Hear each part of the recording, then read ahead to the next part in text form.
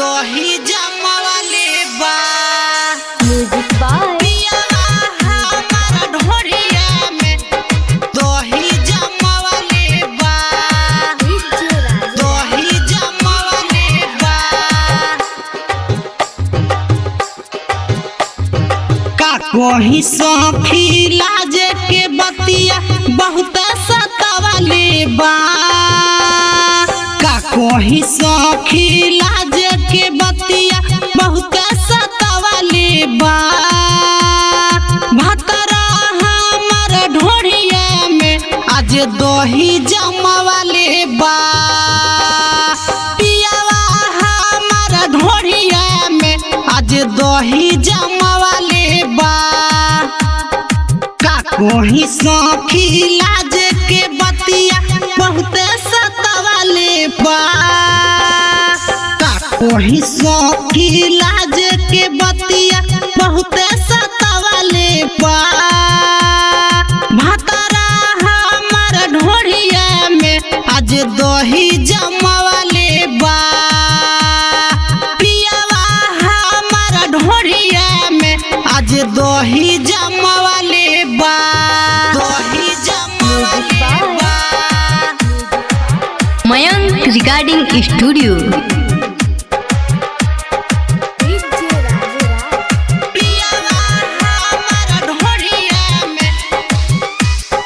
दही जमावले बा दही जमावले बा दूध गरमाई दही जमाई ओही में बीजी रहेला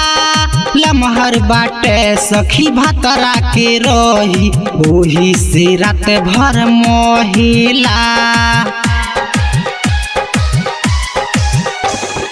दूध गरमाई दही जमाई ओही में बीजी रहेला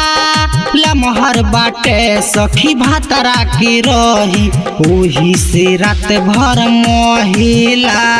घीव निकाले के चक्कर में आज भोर ही जगवाले बा घीव निकाले के चक्कर में आज भोर ही जगवाले बा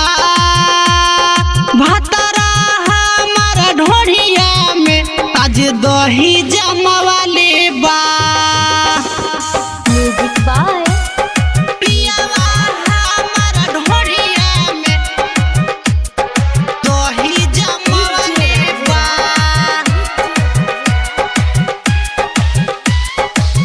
पियावा हमर ढोरिया में दही जमावले बा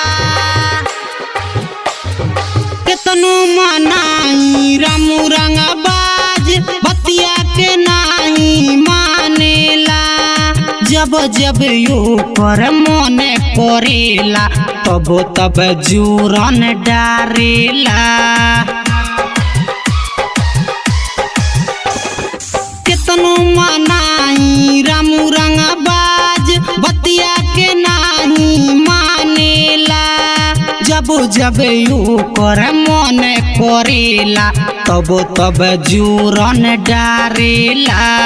छोट हन रहे ना भी हमर अब गहिर बनवले बा छोट हन रहे ना भी हमर अब गहिर बनवले बा भतरा हमर ढोरिया में आज दही जमावले बा का कोही सखी लाज के बतिया बहुत सतावले बा का कोही सखी लाज के बतिया